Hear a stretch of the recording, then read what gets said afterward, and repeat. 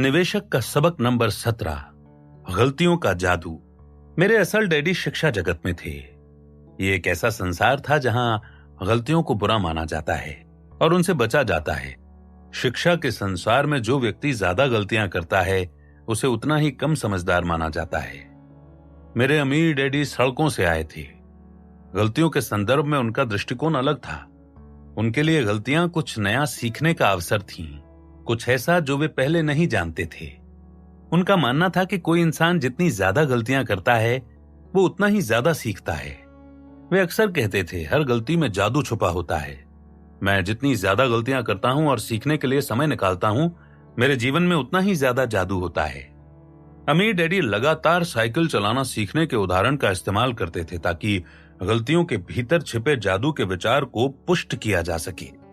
वे कहते थे, बस इतना याद रखो कि साइकिल चलाना सीखने में तुमने कितना संघर्ष किया था और तुम कितने कुंठित हुए थे।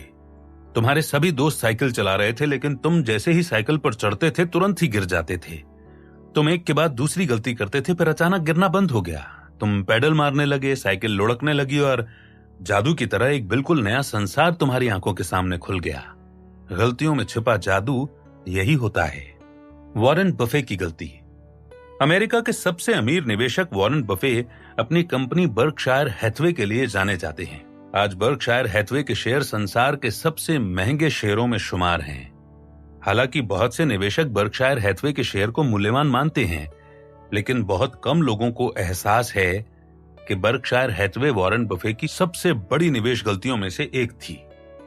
जब उन्होंने बर्कशायर हैथवे का अधिग्रहण किया, तब ये शर्ट बनाने वाली कंपनी थी जो धीरे धीरे कारोबार से बाहर जा रही थी। वॉरेन बफे ने सोचा कि उनकी टीम कंपनी का कायाकल्प कर देगी। देखिए, जैसा हम में से अधिकतर लोग जानते हैं कि टेक्सटाइल उत्पादन अमेरिका में धीरे धीरे खत्म हो रहा था और दूसरे देशों की ओर जा रहा था। इस प्रवृत्ति को वॉरेन बफे भी नहीं रोक सकते थे। कंपनी अंततः उत्पादन कंपनी के रूप में असफल हो गई। हालांकि इसके पीछे वॉरेन बफे थे। बहरहाल कंपनी की इस असफलता से वॉरेन बफे को ऐसे मोती मिल गए जिन्होंने उन्हें अंततः काफी अमीर बना दिया। दूसरी गलतियां। एक और कंपनी डायमंड फील्ड्स को हीरों की खोज के लिए बनाया गया था, लेकिन कंपनी के प्रमुख भूवैज्ञानिक से एक गलती हो गई। हीरों के बजाय वहां संसार के सबसे बड़े निकल या गिलट भंडारों में से एक निकला। इसके मिलते ही शेयर का भाव उछल गया। लेवाई स्ट्रॉस सोना निकालकर अमीर बनने के इरादे से कैलिफोर्निया की सोने की खदानों की ओर गए थे। बहरहाल लेवाई अच्छे खनिक नहीं थे, इसलिए वे सफल खनिकों के लिए कैनवस पैंट सिलने लगे। आज मैं सोचता हूं कि संसार के अधिकतर लोगों ने लेवाइस जीन्स का नाम सुना है। कहा जाता है कि थॉमस एडिसन ने कभी बिजली के बल्ब का आविष्कार नहीं किया होता अगर वे उस कंपनी के कर्मचारी होते जिसे उन्होंने अंततः स्थापित किया, जनरल इलेक्ट्रिक। एडिसन बिजली के बल्ब का आविष्कार करने से पहले 10,000 से अधिक बार नाकाम रहे थे। अगर वे किसी बड़े कॉरपोरेशन के कर्मचारी होते तो इतनी सारी गलतियां करने के लिए शायद उन्हें नौकरी से निकाल दिया जाता।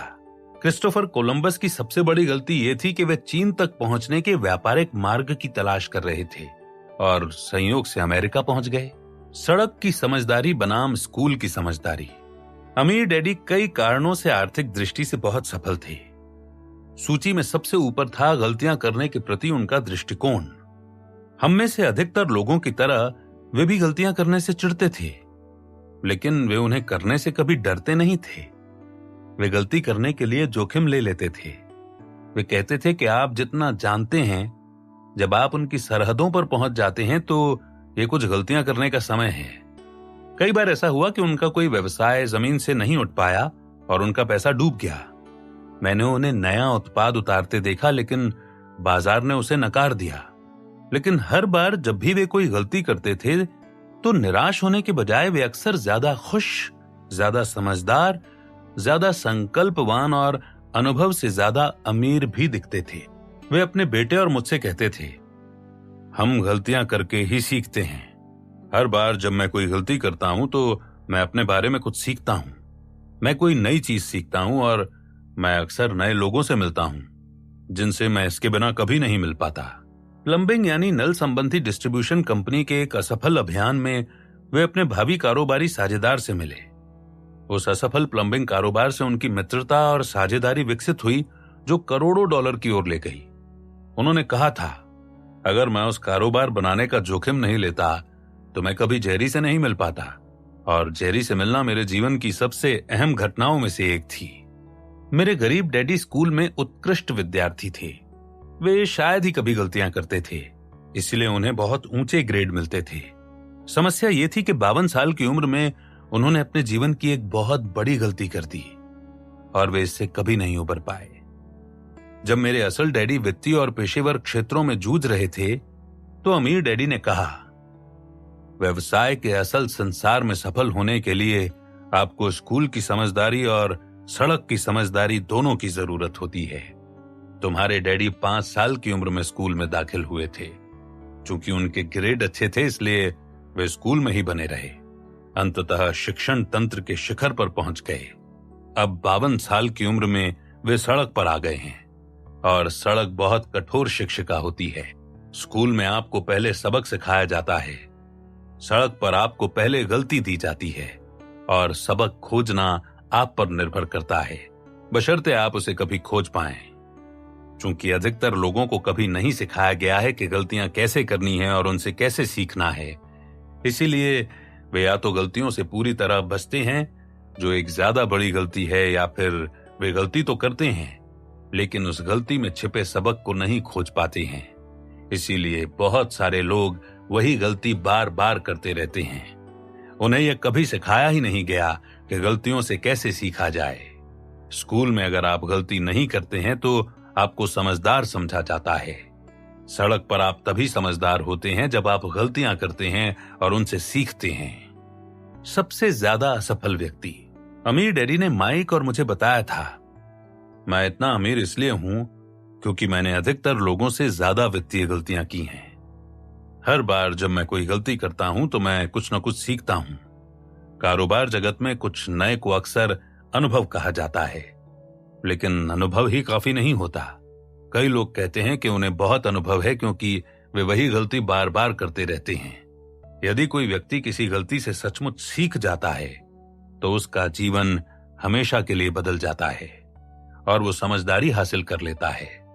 उन्होंने आगे कहा था, लोग अक्सर वित्तीय गलतियां करने से कतराते हैं और ये अपने आप में एक गलती है।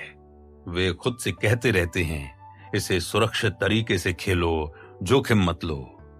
लोग आर्थिक दृष्टि से संघर्ष इसलिए करते रहते हैं क्योंकि उन्होंने गलतियां तो कर दी लेकिन उनसे कोई सीख नहीं ली। वे इस नीति पर चलते हैं, हर दिन उठो, काम पर जाओ, पुरानी गलती को दोहराओ और नई गलतियों से बचो, लेकिन वे कभी सबक नहीं खोजते हैं। ये लोग अक्सर खुद से कहते हैं, मैं हर चीज सही कर रहा हूं लेकिन किसी कारण मैं वित्तीय दृष्टि से आगे नहीं निकल पा रहा हूं। इस कथन पर अमीर डैडी की टिप्पणी ये थी, हो सकता है कि वे सभी सही चीजें कर रहे हों, लेकिन समस्या ये है कि वे गलत चीजों से बच रहे हैं। गलत चीजें जैसे ज्यादा जोखिम लेना। वे अपनी कमजोरियों का सामना करने के बजाय उनसे कतरा रहे हैं। वे उस चीज को नहीं कर रहे हैं जिसे करने में उन्हें डर लगता है, और वे चेतन रूप से जोखिम से बचने का चुनाव कर रहे हैं क्योंकि उन्हें गलती करने का डर है। उन्होंने ये भी कहा था, मैं जिन लोगों को जानता हूं उनमें सबसे ज्यादा असफल व्यक्ति वही हैं जो कभी असफल नहीं हुए। गलती करने की कला। अपने बेटे और मुझे गलतियों से बचने का निर्देश देने के बजाय अमीर डैडी ने हमें गलती करने की कला सिखाई और इससे समझदारी हासिल करना सिखाया। ऐसे ही एक सबक के दौरान अमीर डैडी ने कहा था, जब आप गलती करते हैं तो उसके बाद जो पहली चीज होती है वो ये है कि आप गुस्सा हो जाते हैं। मैं जिस भी व्यक्ति को जानता हूं वो हर व्यक्ति गुस्सा होता है। ये गलती की पहली निशानी है। अमीर डैडी ने कहा, गुस्सा होने वाले बिंदु पर आपको पता चलता है कि आप दरअसल कौन हैं। माइक ने पूछा, आप दरअसल कौन हैं यानी? देखो, गुस्से के पल में आप इन पात्रों में से एक बन जाते हैं, अमीर डैडी ने कहा और उन पात्रों का वर्णन किया जो गलतियों की वजह से गुस्सा आने पर केंद्र में आते हैं। झूठ बोलने वाला ऐसी बातें कहेगा, मैंने ये नहीं किया, या नहीं, ये मैं नहीं था, या मैं नहीं जानता कि ये कैसे हुआ। या इसे साबित करो। दोष देने वाला ऐसी बातें कहेगा, ये मेरी नहीं आपकी गलती है, या अगर मेरी पत्नी इतने ज्यादा पैसे खर्च नहीं करती तो मेरी आर्थिक स्थिति बेहतर होती, या अगर मेरे तुम जैसे बच्चे नहीं होते तो मैं अमीर होता, या फिर ग्राहक मेरे उत्पाद की परवाह ही नहीं करते हैं, या कर्मचारी अब वफादार नहीं रह गए हैं, या फिर आपने स्पष्ट निर्देश ही नहीं दिए थे, या ये मेरे बॉस की गलती है। औचित्य सिद्ध करने वाला इस तरह की बातें कहेगा। देखिए, मुझे अच्छी शिक्षा नहीं मिली इसलिए मैं आगे नहीं बढ़ पा रहा हूं, या अगर मेरे पास अधिक समय होता तो मैं सफल हो जाता, या फिर मैं सचमुच अमीर नहीं बनना चाहता था, या हर कोई ये कर रहा है। हार मानने वाला ऐसी बातें कहता है, मैंने आपसे कहा था ना कि यह कारगर नहीं होगा, या ये बहुत मुश्किल है, या फिर ये बहुत मुश्किल है और इस लायक नहीं है, मैं कोई ज्यादा आसान काम करने जा रहा हूं, या कुछ ऐसे, मैं ये क्यों कर रहा हूं, मुझे इस झमेले में पड़ने की जरूरत नहीं है। इनकार करने वाला वो है जिसे अमीर डैडी अक्सर कूड़ेदान में बिल्ली कहते थे, जिसका मतलब है कि इस व्यक्ति में अपनी गलतियों को दफन करने की प्रवृत्ति होती है। जो व्यक्ति इनकार करता है कि उसने कोई गलती की है, वो अक्सर इस तरह की बातें कहता है, नहीं, कुछ गलत नहीं है, चीजें ठीक हैं, या गलती, कौन सी गलती, या फिर चिंता न करें, सब ठीक हो जाएगा। अमीर डैडी ने कहा था, जब लोग किसी गलती या दुर्घटना के कारण गुस्सा होते हैं तो इनमें से एक या अधिक पात्र उनके दिलो दिमाग को अपनी गिरफ्त में ले लेते हैं। अगर तुम इस अनमोल गलती से सीखना और समझदारी हासिल करना चाहते हो तो तुम्हें जिम्मेदार स्वयं हूं की सोच को प्रमुख स्थान देना होगा। जिम्मेदार स्वयं हूं ये बोलने वाला अक्सर अंततः कहेगा, मैं इस गलती से कौन सा अनमोल सबक सीख सकता हूं। अमीर डैडी ने आगे कहा था, अगर कोई व्यक्ति कहता है कि मैंने तो ये सीखा कि मैं ये दोबारा नहीं करूंगा, तो शायद उसने ज्यादा नहीं सीखा है। बहुत सारे लोग घटते संसार में जीते हैं क्योंकि वे कहते रहते हैं, मैं ये कभी नहीं करूंगा, जबकि इसके बजाय उन्हें ये कहना चाहिए, मुझे खुशी है कि ये हुआ क्योंकि मैंने इस अनुभव से ये सीखा या वो सीखा। जो लोग गलतियों से बचते हैं या गलतियों को जाया करते हैं, वे कभी सिक्के के दूसरे पहलू को नहीं देख पाते हैं। मिसाल के तौर पर अपना नायलॉन एंड वेलक्रो वॉलेट कारोबार खोने के बाद मैं 1 साल तक गुस्सा रहा। उस वर्ष मैं किसी शिशु की तरह सोया, यानी मैं हर 2 घंटे बाद रोते हुए जागा। मैं अपने दिमाग की आवाज सुन सकता था कि मुझे ये कारोबार कभी शुरू ही नहीं करना चाहिए था। मैं जानता था कि ये डूब जाएगा, मैं फिर कभी कोई कारोबार शुरू नहीं करूंगा। मैंने बहुत से लोगों को दोष दिया, अपने कार्यों को औचित्यपूर्ण साबित करने की बहुत कोशिश की और इस तरह की बातें कही। यह डैन का दोष था और मैं दरअसल उस उत्पाद से प्यार ही नहीं करता था। अपनी गलती से बचने और नौकरी खोजने के बजाय अमीर डैडी ने मुझे उस कचरे का सामना करना सिखाया जो मैंने फैलाया था। मैं उस मलबे के ढेर के नीचे से ऊपर की तरफ आने लगा जो कभी मेरा कारोबार था। आज मैं लोगों से कहता हूं कि मैंने असफल होकर कारोबार के बारे में जितना सीखा उतना कभी सफल बनने से नहीं सीखा। मलबे से बाहर निकलने के लिए काम करने और कंपनी को दोबारा बनाने ने मुझे काफी बेहतर व्यवसायी बना दिया।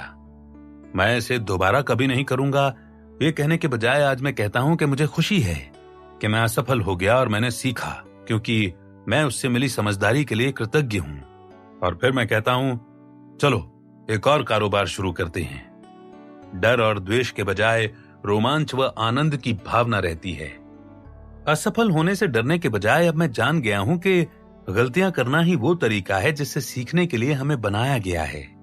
अगर हम गलतियां करने में नाकाम रहते हैं या उन्हें करते तो हैं लेकिन उनसे कुछ सीखते नहीं हैं, तो जीवन से जादू चला जाता है।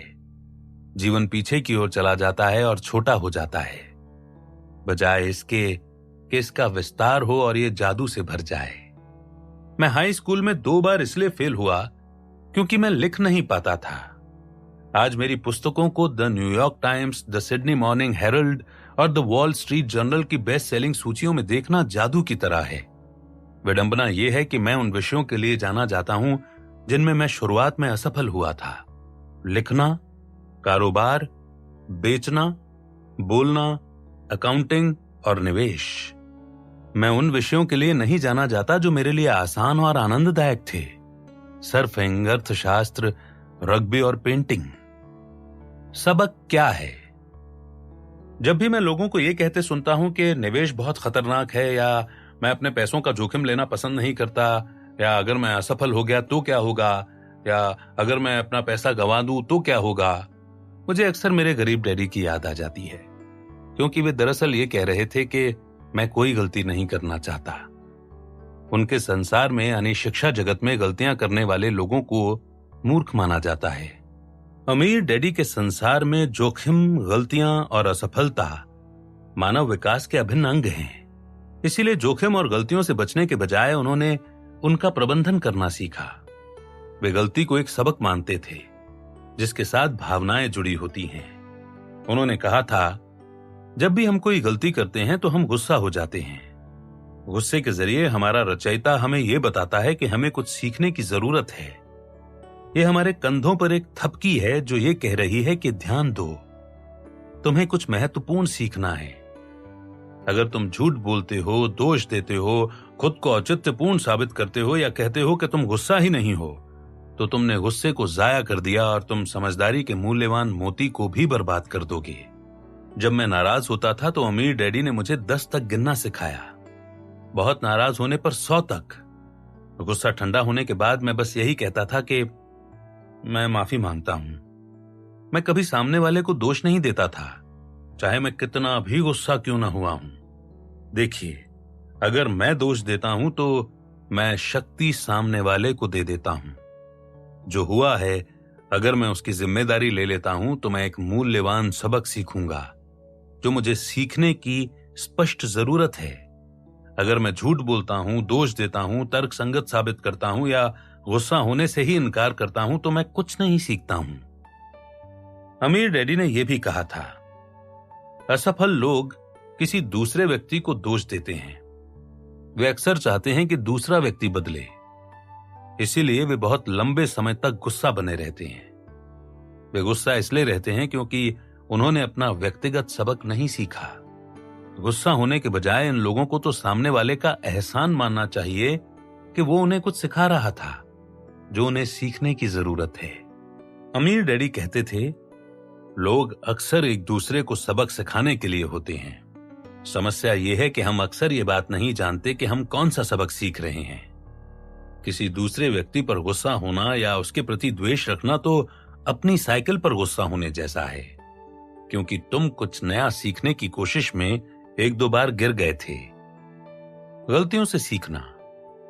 जब बाजार ऊपर चढ़ता है तो जिन लोगों ने कभी निवेश नहीं किया वे बाजार में जाते हैं और निवेश करने लगते हैं।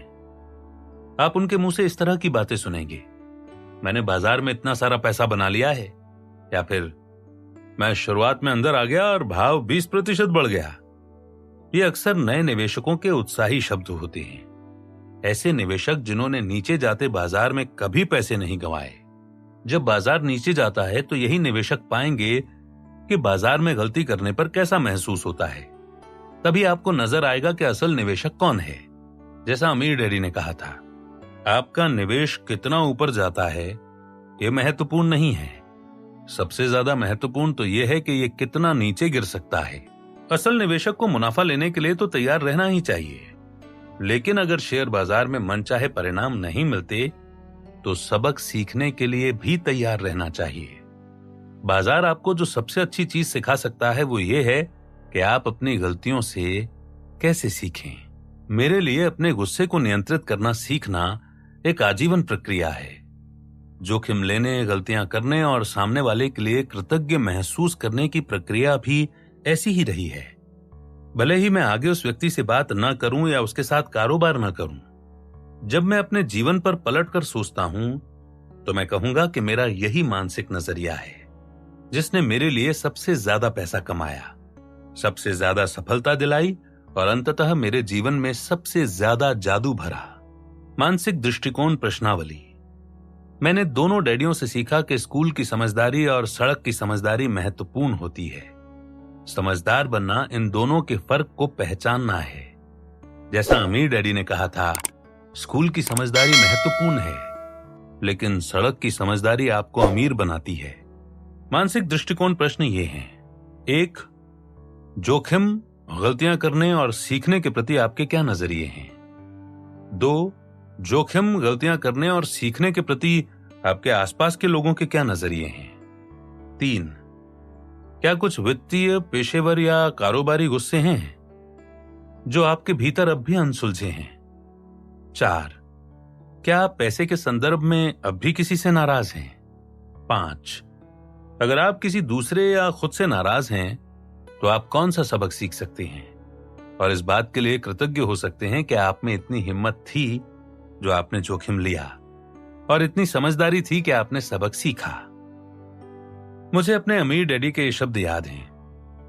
मेरे पास इतना ज्यादा पैसा इसलिए है क्योंकि मैं अधिकतर लोगों से ज्यादा गलतियां करने और उनसे सीखने का इच्छुक था। अधिकतर लोगों ने कभी पर्याप्त गलतियां नहीं की हैं या वे वही गलतियां बार बार दोहराते रहते हैं। गलतियां करने और सीखने के बिना जीवन में कोई जादू नहीं है। गलतियों के जादू का यह विषय अमीर डैडी का एक महत्वपूर्ण सबक था, खासतौर पर इस साहसी नए संसार में जिसमें हम दाखिल हो चुके हैं। जब सूचना युग का विस्तार होगा तो गलतियों से डरने वाले लोग वित्तीय और पेशेवर दृष्टि से पीछे छूट जाएंगे। जैसा विंस्टन चर्चिल ने कहा था, सफलता उत्साह गंवाए बिना एक असफलता से दूसरी असफलता तक जाने का नाम है। निवेशक का सबक नंबर 18, अमीर बनने की कीमत क्या है? अमीर डैडी ने मुझे बताया था कि इंसान कई तरीकों से अमीर बन सकता है और हर तरीके की एक कीमत होती है। 1, आप पैसे की खातिर किसी से शादी करके अमीर बन सकते हो। अमीर डैडी मुंह बनाकर कहते थे, कई पुरुष और महिलाएं दोनों ही पैसे की खातिर शादी करते हैं, लेकिन क्या तुम किसी ऐसे जीवन साथी के साथ जीवन गुजारने की कल्पना कर सकते हो जिससे तुम प्रेम नहीं करते हो? ये बहुत ऊंची कीमत है। नंबर 2, आप धोखेबाज, धूर्त या अपराधी बनकर अमीर बन सकते हैं।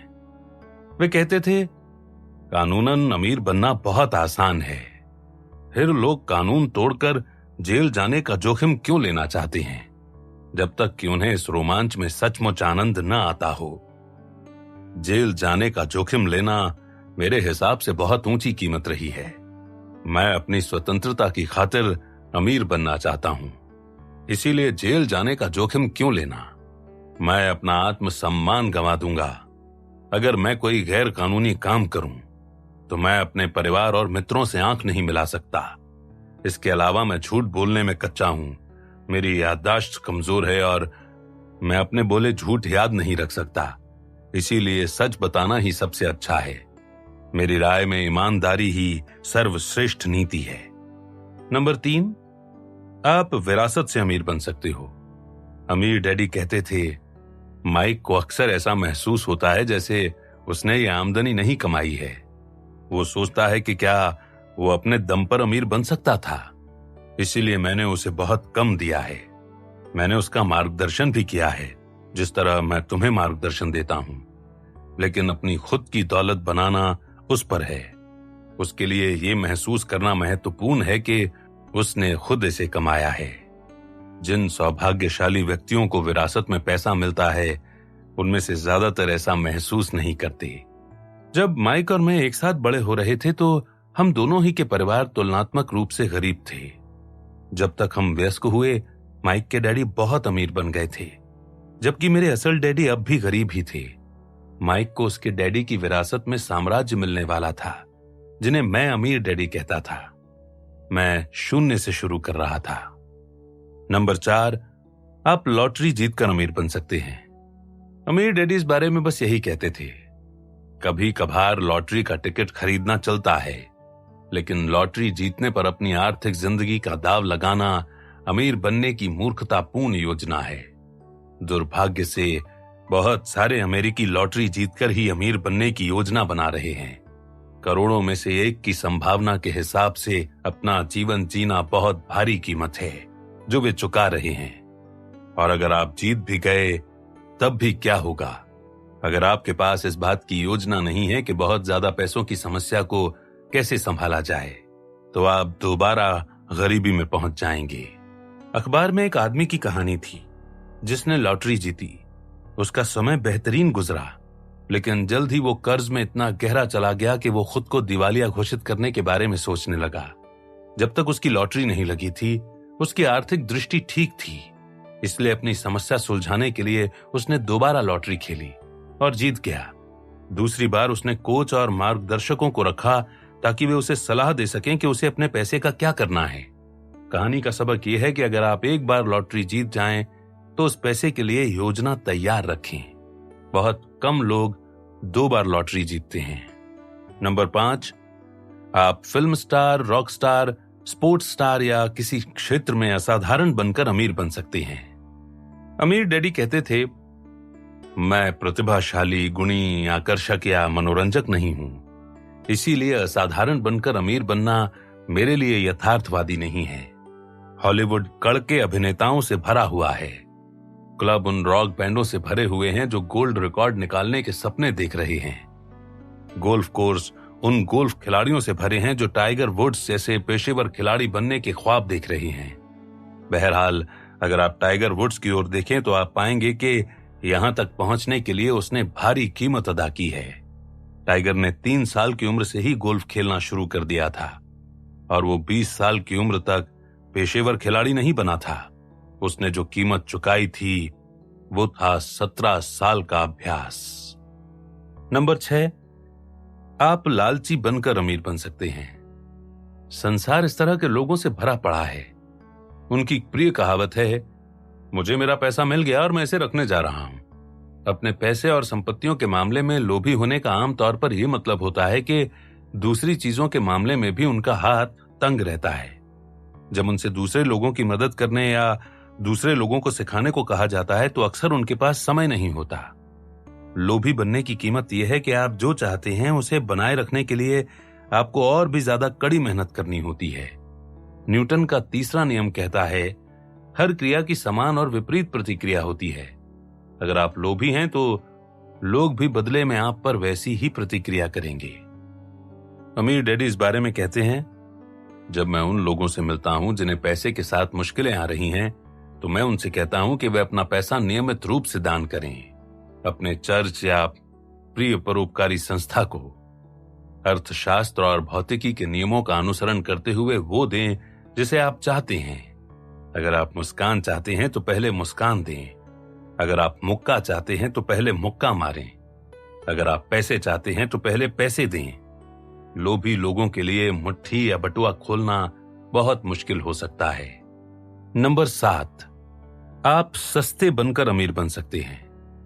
इससे अमीर डैडी का खून खौलने लगता था।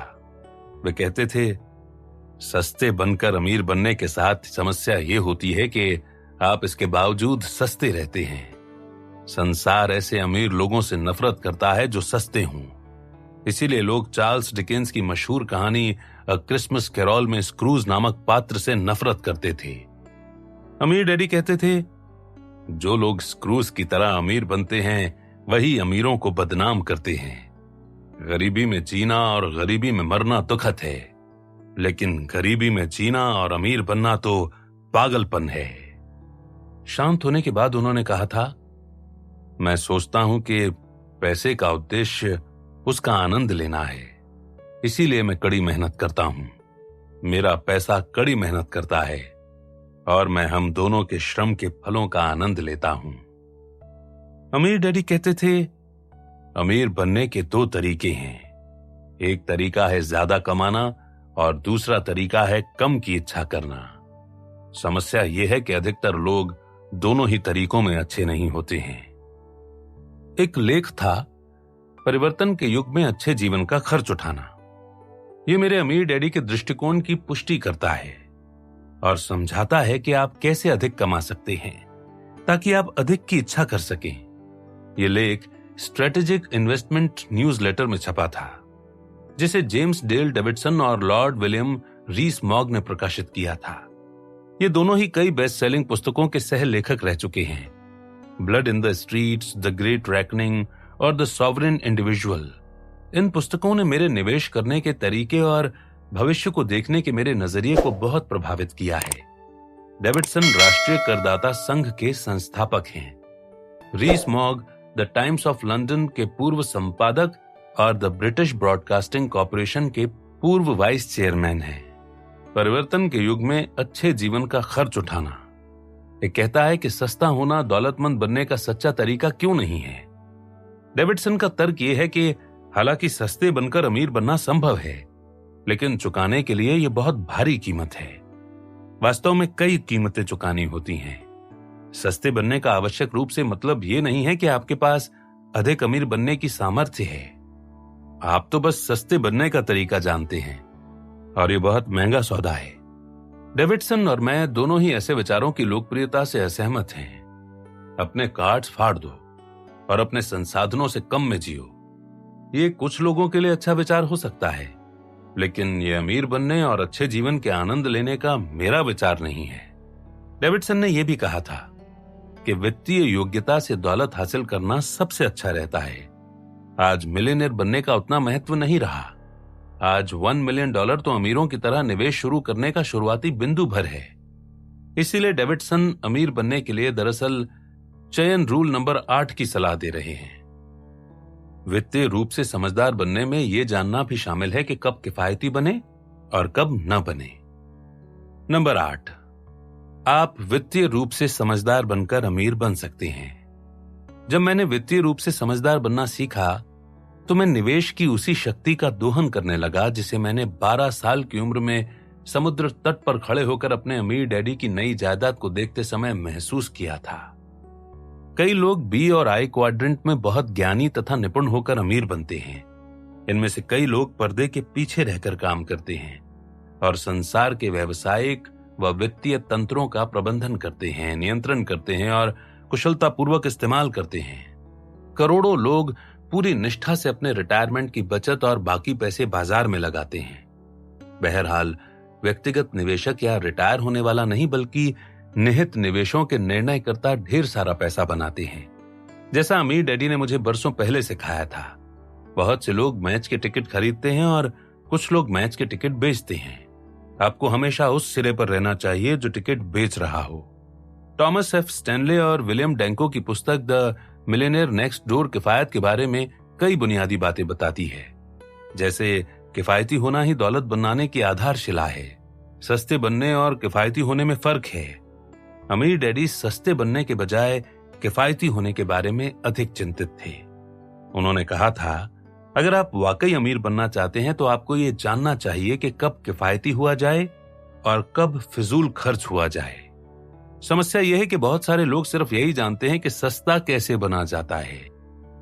ये तो वैसा ही है जैसे चलने के लिए सिर्फ एक ही पैर हो।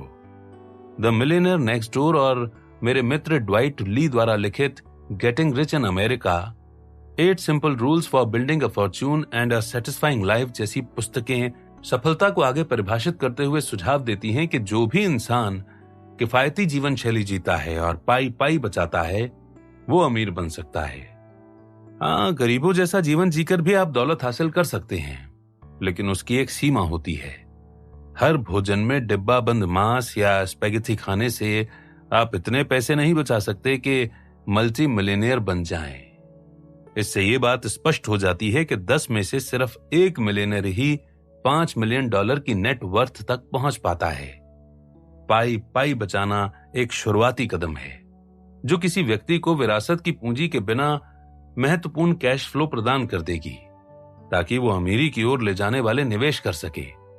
अमेरिकियों के लिए मिलियनेयर बनना एक आवश्यक कदम है क्योंकि इसी से आपको मान्यता प्राप्त निवेशक के रूप में निजी उच्च विकास करने वाली कंपनियों के प्राइवेट प्लेसमेंट में शामिल होने की अनुमति मिलती है। ये अमीरी का मुख्य मार्ग है। मैं 25 साल के आसपास की उम्र में मिलियनेयर बन गया था, लेकिन मुझे जल्दी ही समझ आ गया था कि कुछ $1 मिलियन ज्यादा मायने नहीं रखते। इतनी कम दौलत में मैं अपनी पसंदीदा जीवन शैली नहीं जी सकता था। मेरा निष्कर्ष ये है कि असल पैसा बनाने का सबसे अच्छा तरीका ये है कि निजी कंपनियों में निजी अवस्था के निवेश किए जाएं। अमीर लोग ज्यादा अमीर क्यों बनते हैं? जब मैं छोटा था तो अमीर डैडी ने मुझसे कहा था, अमीर लोग ज्यादा अमीर बनते हैं इसका आंशिक कारण यह है कि वे दूसरों से अलग तरीके से निवेश करते हैं। वे उन निवेशों में निवेश करते हैं जिनमें निवेश के अवसर गरीबों और मध्यम वर्गीय लोगों को नहीं दिए जाते। इससे अधिक महत्वपूर्ण बात यह है कि उनकी शैक्षणिक पृष्ठभूमि अलग होती है। अगर तुम्हारे पास शिक्षा है तो तुम्हारे पास हमेशा पर्याप्त पैसा रहेगा। डेविडसन बताते हैं कि डॉलर ने पिछली सदी में अपना 90% मूल्य खो दिया है। इसीलिए एक सस्ता मिलियनियर बनना पर्याप्त नहीं है। अमीरों के निवेशों में निवेश करने योग्य बनने की कीमत कम से कम $1 मिलियन की नेटवर्थ है। इसके बाद भी हो सकता है कि आप इतने योग्य ना हो कि सुरक्षित तौर पर उसमें निवेश कर पाएं, जिसमें अमीर लोग निवेश करते हैं। अमीर डैडी ने कहा था, अगर तुम उन्हीं निवेशों में निवेश करना चाहते हो जिनमें अमीर लोग निवेश करते हैं, तो तुम्हें इन चीजों की जरूरत है। नंबर 1 एजुकेशन यानी शिक्षा, नंबर 2 एक्सपीरियंस यानी कि अनुभव, और नंबर 3 एक्सेसिव मनी यानी कि अत्यधिक पैसा। अमीर डैडी जिसे 3 ई कहते थे, उसके हर स्तर पर आप एक अलग प्रकार के निवेशक को पाते हैं, जिसके पास शिक्षा, अनुभव और अत्यधिक पैसे का एक अलग स्तर होता है। वित्तीय दृष्टि से स्वतंत्र बनने की कीमत चुकानी होती है। इन स्तरों पर निवेश करने के लिए शिक्षा, अनुभव और अत्यधिक धन हासिल करने के समय और समर्पण की जरूरत होती है। आप जानते हैं कि आप वित्तीय दृष्टि से ज्यादा चतुर बन रहे हैं या आपकी विशेषज्ञता बढ़ रही है जब आप आगे दी गई बातों में फर्क कर सकते हो। अच्छा कर्ज और बुरा कर्ज, अच्छे नुकसान और बुरे नुकसान, अच्छे खर्च और बुरे खर्च, कर भुगतान बनाम कर प्रोत्साहन। आप जिन कॉरपोरेशनों के कर्मचारी हैं बनाम आप जिन कॉरपोरेशनों के मालिक हैं। कारोबार कैसे बनाया जाए, कारोबार को कैसे दुरुस्त किया जाए और कारोबार को कैसे सार्वजनिक किया जाए। शेयरों, बॉन्ड, म्यूचुअल फंड, व्यवसाय, अचल संपत्ति और बीमा उत्पादों के लाभ हानि के साथ साथ ये जानना कि किस कानूनी तंत्र और उत्पाद का इस्तेमाल कब करना है। अधिकतर औसत निवेशक सिर्फ यही जानते हैं। बुरा कर्ज, इसलिए वे इसे चुकाने की कोशिश करते हैं। बुरे नुकसान, इसलिए वे सोचते हैं कि पैसा गंवाना बुरा होता है। बुरे खर्च, इसलिए वे बिल चुकाने से नफरत करते हैं। कर जो वे चुकाते हैं, इसलिए कहते हैं कि कर अन्यायपूर्ण है। नौकरी की सुरक्षा और कंपनी की सीढ़ी चढ़ना बजाय सीढ़ी का मालिक बनने के। बाहर से निवेश करना और किसी कंपनी के शेयर खरीदना बजाय अपनी खुद की कंपनी के शेयर बेचने के। सिर्फ म्यूचुअल फंडों में निवेश करके या सिर्फ ब्लू चिप स्टॉक चुनकर आप उदार बनकर अमीर बन सकते हैं। अमीर डैडी इसी तरह अमीर बने थे। वे अक्सर कहते थे, मैं जितने अधिक लोगों की सेवा करता हूं उतना अधिक अमीर बनता हूं। वे ये भी कहते थे, ई और एस क्वाड्रेंट में रहने के साथ समस्या ये है कि आप सिर्फ मुट्ठी भर लोगों की ही सेवा कर सकते हैं। अगर आप बी और आई क्वाड्रेंट में बड़े संचालन तंत्र बना लेते हैं तो आप जितने चाहे उतने लोगों की सेवा कर सकते हैं, और अगर आप ऐसा कर लेते हैं तो आप इतने अमीर बन जाएंगे जितना आपने सपने में भी नहीं सोचा होगा। अधिक से अधिक लोगों की सेवा करना। अधिक से अधिक लोगों की सेवा करके अमीर कैसे बने, इस बारे में अमीर डैडी ने यह उदाहरण बताया। अगर मैं डॉक्टर हूं और मैं ये जानता हूं कि एक समय में केवल एक मरीज के साथ कैसे काम किया जाए, तो 2 ही तरीके हैं जिनसे मैं ज्यादा पैसे कमा सकता हूं। एक है ज्यादा समय तक काम करना और दूसरा है अपनी फीस बढ़ाना। लेकिन अगर मैं अपनी नौकरी करता हूं और खाली समय में ऐसी दवा की खोज में जुटा रहता हूं जो कैंसर का इलाज कर दे, तो मैं अधिक लोगों की सेवा करके अमीर बन जाऊंगा। अमीर की परिभाषा। फोर्ब्स मैगजीन के अनुसार अमीर का मतलब होता है $1 मिलियन की आमदनी और $10 मिलियन की नेटवर्थ। अमीर डैडी की परिभाषा इससे ज्यादा कठोर थी। लगातार $1 मिलियन की निष्क्रिय आमदनी, यानी ऐसी आमदनी जो होती रहती है चाहे आप काम करें या ना करें, और $5 मिलियन की संपत्ति। नेटवर्थ नहीं, क्योंकि नेटवर्थ भ्रामक हो सकती है और इसे बहुत तोड़ा मरोड़ा जाता है। अमीर डैडी को यह भी लगता था कि अगर आप निवेशित पूंजी पर 20% मुनाफा नहीं कमा सकते तो दरअसल आप निवेशक नहीं हैं। शून्य से शुरू करके अमीर डैडी के लक्ष्य तक पहुंचने की कीमत दरअसल अमीर डैडी के 3 ई में नापी जाती है: education, experience and excessive money. यानी कि शिक्षा, अनुभव और अत्यधिक पैसा। जब मैं 1973 में वियतनाम से लौटा तो मेरे पास इन तीनों ही चीजों की भारी कमी थी। मुझे एक विकल्प चुनना था। क्या मैं अपने समय का निवेश इन तीनों ई को हासिल करने के लिए तैयार था? ये अमीर डैडी ने किया था, उनके बेटे माइक ने किया था और मेरे कई मित्र अब भी अपने समय का निवेश तीनों ई हासिल करने में कर रहे हैं। इसीलिए वे अधिक और अधिक अमीर बनते गए। ये एक योजना से शुरू होता है। अमीर निवेशक बनने के लिए आपके पास एक योजना होनी चाहिए। आपको एकाग्रचित्त होना चाहिए और आपको जीतने के लिए खेलना चाहिए। औसत निवेशक के पास कोई योजना नहीं होती। वो जोरदार टिप्स में निवेश करता है और वो उस समय के गर्मागर्म निवेश उत्पादों के पीछे भागता है। टेक्नोलॉजी शेयरों से कमोडिटीज से अचल संपत्ति और फिर अपना खुद का व्यवसाय शुरू करने तक कूदता फांदता रहता है। कभी कभार किसी जोरदार टिप के हिसाब से निवेश करना ठीक है, लेकिन कृपया खुद को इस मुगालते में न रखें कि एक जोरदार टिप आपको हमेशा के लिए अमीर बना देगी। 3 ई के अलावा अमीर डैडी के पास 5 डी की भी एक सूची थी, जो बहुत अमीर बनने के लिए आवश्यक थी, खासतौर पर जब आप शून्य से शुरू कर रहे हों। वे हैं 1 डी से ड्रीम यानी कि सपना, 2 डेडिकेशन समर्पण, 3 ड्राइव यानी कि प्रबल प्रेरणा, 4 डेटा यानी कि तथ्य संग्रह, 5 डॉलर्स। अधिकतर लोग आखिरी 2 तथ्य संग्रह और डॉलर पर ध्यान केंद्रित करते हैं। कई लोग स्कूल जाते हैं और सोचते हैं कि वहां वे जो शिक्षा या तथ्य संग्रह हासिल करते हैं उससे उन्हें डॉलर मिलेंगे। अगर उनके पास औपचारिक शिक्षा नहीं है तो वे कहते हैं कि मैं अमीर इसलिए नहीं बन सकता क्योंकि मेरे पास कॉलेज की शिक्षा नहीं है, या पैसे बनाने के लिए पैसे की जरूरत होती है, या अगर मैं ज्यादा कड़ी मेहनत करता हूं और ज्यादा पैसे कमा लेता हूं तो मैं अमीर बन जाऊंगा। दूसरे शब्दों में, कई लोग शिक्षा के अभाव या धन के अभाव को निवेशक के रूप में अमीर न बनने के बहाने के रूप में इस्तेमाल करते हैं। अमीर डैडी ने 5 डी पर अपनी चर्चा ये कहकर समाप्त की, वास्तव में पहले 3 डी पर एकाग्रता है, जो अंततः तुम्हें वो तथ्य संग्रह और डॉलर देता है जिसकी जरूरत तुम्हें बहुत बहुत अमीर बनने के लिए है। दूसरे शब्दों में, तथ्य संग्रह और डॉलर तब उत्पन्न होते हैं जब आपके पास एक सपना होता है, जब आप समर्पित होते हैं और जब आप में जीतने की प्रबल प्रेरणा होती है। मेरी कक्षाओं में मुझे अक्सर ऐसे लोग मिलते हैं जो कोई भी चीज शुरू करने से पहले अधिक तथ्य संग्रह चाहते हैं, या वे सोचते हैं कि ज्यादा पैसे कमाने से वे अमीर बन जाएंगे। अधिकतर मामलों में अधिक तथ्य संग्रह हासिल करने या अधिक डॉलर कमाने की पूरी कोशिश करने से ही कोई व्यक्ति अमीर नहीं बनता।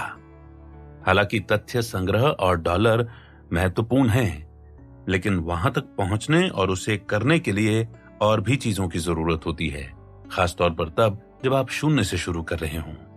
पहले चरण का अंत। यहां पहला चरण पूरा होता है, जो मेरी राय में सबसे महत्वपूर्ण चरण है। धन सिर्फ एक विचार है। अगर आप सोचते हैं कि पैसे बनाना मुश्किल है और आप कभी अमीर नहीं बन पाएंगे, तो यह आपके लिए सच हो जाएगा। अगर आप सोचते हैं कि धन बहुत सारा है, तो यह भी सच हो सकता है। बाकी के 4 चरण अमीर डैडी की योजना के विशिष्ट विवरण बताएंगे, और यह भी कि वे संसार के कुछ सबसे अमीर लोगों की योजनाओं से मिलते जुलते क्यों हैं। सुनते समय यह विचार करें कि अमीर डैडी की योजना किस तरह आपकी व्यक्तिगत वित्तीय योजना के विरोध में है, कम है, ज्यादा है या समान है। मैं आपको चेतावनी देता हूं कि यहां दी गई जानकारी का इस्तेमाल कठोर आंकड़ों के रूप में नहीं, बल्कि मार्गदर्शक के रूप में करें। इसमें से ज्यादातर कानूनी व्याख्या के अधीन है और आपकी व्यक्तिगत परिस्थितियों के आधार पर ही उसका मूल्यांकन किया जाना चाहिए। इसका इस्तेमाल हमेशा श्वेत शाम यानी कि ब्लैक एंड व्हाइट यानी कि लिखित में ही नहीं होता है, और इसकी सावधानी पूर्वक समीक्षा की जानी चाहिए। हम आपको सलाह देते हैं कि आप अपने कानूनी और वित्तीय सलाहकारों से परामर्श लेकर यह सुनिश्चित कर लें कि आप अपनी आवश्यकताओं और लक्ष्यों के लिहाज से सर्वश्रेष्ठ उचित योजना बनाएं। 90-10 की पहेली। मैं Thunderbird school of global management के बहुत प्रतिभाशाली स्नातक विद्यार्थियों के समूह के साथ काम कर रहा था। 3 घंटों के सत्र के दौरान मैंने एक युवा विद्यार्थी से पूछा, तुम्हारी निवेश योजना क्या है? बिना झिझक उसने जवाब दिया, पढ़ाई पूरी करने के बाद मैं कोई ऐसी नौकरी खोजूंगा जिसमें मुझे हर साल कम से कम $1.5 लाख मिले, और मैं हर साल $20,000 निवेश करने के लिए अलग रखूंगा। मैंने उसे योजना बताने के लिए धन्यवाद दिया। फिर मैंने कहा, क्या तुम्हें अमीर डैडी के पैसे के 90/10 यानी कि 90-10 के सिद्धांत पर मेरी चर्चा याद है? हाँ, युवक ने मुस्कुराते हुए कहा, और वो जानता था कि उसके सोचने के तरीके को मैं चुनौती देने वाला हूं। वो इस बहुत प्रतिष्ठित स्कूल के उद्यमी कार्यक्रम में शामिल हुआ था, जहां मैं अतिथि प्रशिक्षक था। अब तक वो ये जान गया था कि सिखाने की मेरी शैली विद्यार्थियों को जवाब देना नहीं है। मेरी शैली तो बुनियादी विश्वासों को चुनौती देने की है, और मैं विद्यार्थियों से उनकी पुरानी विचार आदतों का आकलन करने को कहता था। उसने सावधानी से पूछा, मेरी निवेश योजना का पैसे के 90-10 के सिद्धांत से क्या संबंध है? सब कुछ, मैंने जवाब दिया। क्या तुम सोचते हो कि नौकरी खोजने और हर साल कम से कम $20,000 का निवेश करने से तुम निवेशकों के 10% वाले समूह में पहुंच जाओगे, जो 90% पैसा बनाते हैं? मुझे नहीं पता, उसने जवाब दिया। मैंने उस पैमाने के हिसाब से अपनी योजना के बारे में दरअसल कभी सोचा ही नहीं है। अधिकतर लोग नहीं सोचते हैं। अधिकतर लोग कोई निवेश योजना खोज लेते हैं और सोचते हैं कि यही इकलौती निवेश योजना है या यही सर्वश्रेष्ठ निवेश योजना है। लेकिन बहुत कम लोग अपनी योजनाओं की तुलना दूसरी योजनाओं से करते हैं। और समस्या यह है कि अधिकतर लोगों को यह पता ही नहीं चलेगा कि उनकी योजना सही है या नहीं, जब तक कि बहुत देर हो जाएगी। आपका मतलब यह है कि औसत निवेशक रिटायरमेंट के लिए निवेश कर रहा है, और जब तक वो रिटायर नहीं होता तब तक उसे पता ही नहीं चलेगा कि उसकी योजना कारगर है या नहीं? कक्षा में एक और विद्यार्थी ने पूछा। उन्हें जब ये बात पता चलेगी तब तक बहुत देर हो जाएगी। मेरी उम्र के लिए कई लोगों के लिए यह सच होगा, मैंने जवाब दिया। दुखद किंतु सत्य। लेकिन क्या एक ऊंची तनख्वाह वाली नौकरी खोजना और हर साल $20,000 अलग रखना एक अच्छी योजना नहीं है? विद्यार्थी ने कहा, देखिए, मेरी उम्र अभी सिर्फ 26 साल है। बहुत अच्छी योजना है, मैंने जवाब दिया। निश्चित रूप से औसत आदमी से ज्यादा पैसे बचाने और युवावस्था में ही उसका निवेश शुरू करने से शायद तुम अमीर बन जाओगे। लेकिन मेरा सवाल यह है, क्या तुम्हारी योजना तुम्हें 90-10 की श्रेणी के निवेशकों में पहुंचाएगी? मैं नहीं जानता, युवक ने कहा। आप क्या सलाह देते हैं? क्या तुम्हें याद है, मैंने तुम्हें 12 साल की उम्र में अमीर डैडी के साथ समुद्र तट पर घूमने वाली कहानी बताई थी? मैंने पूछा। आपका मतलब है वो कहानी जब आप हैरान हो रहे थे कि वे इतनी महंगी जायदाद का खर्च कैसे उठा सकते थे? एक और विद्यार्थी ने जवाब दिया। अमीर डैडी का पहला निवेश और ज्यादा बड़े निवेशों के संसार में उनका पहला कदम। मैंने अपना सिर हिलाकर कहा, वही कहानी। विद्यार्थी ने पूछा, क्या उस कहानी का 90/10 के पैसे के नियम से संबंध है? हाँ, है। इसका संबंध इसलिए है क्योंकि मैं हमेशा सोचता था कि मेरे अमीर डैडी इतनी बड़ी संपत्ति कैसे हासिल कर सकते थे जब उनके पास इतना कम पैसा था। जब मैंने उनसे पूछा कि उन्होंने ये कैसे किया, तो उन्होंने मुझे वो दिया जिसे वो 90/10 की यानी कि 90-10 की पहेली कहते थे। 90-10 की पहेली? विद्यार्थी ने पूछा। ये 90/10 की पहेली क्या है और इसका मेरी निवेश योजना से क्या संबंध है? उस सवाल को सुनकर मैं ब्लैक बोर्ड की ओर मुड़ा और मैंने एक रेखा चित्र बना दिया। मैंने कहा, 90/10 की पहेली ये है। ये 90/10 की पहेली है? विद्यार्थी ने पूछा। ये तो किसी फाइनेंशियल स्टेटमेंट की तरह दिख रहा है जिसमें कोई संपत्ति नहीं है। वही तो। अब पहेली को पूरा करने वाला सवाल सुनो, मैंने मुस्कुराकर कहा और विद्यार्थियों के चेहरे को देखकर जानने की कोशिश की कि क्या वे आगे की बात जानने के लिए उत्सुक हैं। मेरे काफी देर चुप रहने पर एक विद्यार्थी ने आखिरकार पूछा, हमें सवाल बताएं, मैंने धीरे से कहा। सवाल यह है कि आप बिना संपत्ति खरीदे अपने संपत्ति वाले कॉलम को कैसे भरें? बिना संपत्ति खरीदे? विद्यार्थी ने पूछा। आपको मतलब है बिना पैसों के? मैंने जवाब दिया, कमोवेश। निवेश के लिए हर साल $20,000 अलग रखने की आपकी निवेश योजना एक अच्छा विचार है, लेकिन आपको मेरी चुनौती ये है, क्या पैसे से संपत्तियां खरीदने का ये विचार 90/10 का विचार है या फिर ये औसत निवेशक का विचार है? तो आप पैसों से संपत्तियां खरीदने के बजाय, जैसा अधिकतर लोग करते हैं, संपत्ति वाले कॉलम में संपत्तियां बनाने को कह रहे हैं। मैंने अपना सिर हिलाया। देखो, ये रेखा चित्र जिसे मैं 90/10 की पहेली कहता हूं, वही पहेली है जिसकी चुनौती मेरे अमीर डैडी ने मुझे नियमित रूप से दी थी। वे मुझसे विचार पूछते थे कि पैसों से खरीदे बिना मैं संपत्ति वाले कॉलम में संपत्तियां कैसे बना सकता हूं। विद्यार्थी खामोश थे और ब्लैक बोर्ड पर बनी पहेली को देख रहे थे। आखिरकार एक विद्यार्थी ने मुड़कर कहा, क्या इसलिए आप अक्सर कहते हैं कि पैसे बनाने के लिए पैसे की जरूरत नहीं होती? मैंने अपना सिर हिलाया और कहा, तुम सही समझ रहे हो। 90% में रहने वाले अधिकतर लोग जो 10% पैसों के स्वामी होते हैं, अक्सर कहते हैं कि पैसे बनाने के लिए पैसे की जरूरत होती है। पैसा न होने के कारण वे प्रायः कई निवेश छोड़ देते हैं। तो आपके अमीर डैडी की 90/10 की पहेली ये थी कि वे आपको एक खाली संपत्ति वाला कॉलम दे देते थे और पूछते थे कि संपत्तियों को खरीदे बिना आप इसे संपत्तियों से कैसे भर सकते हैं। लगातार जब मैं वियतनाम से लौटा तो वे आमतौर पर मेरे साथ लंच या डिनर करते थे और मुझसे पूछते थे कि क्या इस बारे में मेरे दिमाग में कोई नए विचार आए कि संपत्तियां खरीदने के बजाय संपत्तियां बनाकर संपत्ति वाले कॉलम को कैसे भरा जाए। वे जानते थे कि बेहद अमीर लोग कैसे अमीर बने थे। बिल गेट्स, माइकल डेल और रिचर्ड ब्रांसन सभी इसी तरह अरबपति बने थे। वे नौकरी की तलाश करके और कुछ डॉलर अलग रखकर अरबपति नहीं बने थे। तो आप उद्यमी बनकर अमीर बनने को कह रहे हैं? नहीं, मैं ये नहीं कह रहा हूं। मैं तो इन उदाहरणों का इस्तेमाल इसलिए करता हूं क्योंकि तुम सभी थंडरबर्ड में उद्यमी योजना में पढ़ रहे हो। बीटल्स अलग तरह की संपत्ति बनाकर बेहद अमीर बन गए, लेकिन उन्होंने ऐसी संपत्तियां बनाई जो आज पैसे उत्पन्न करती हैं।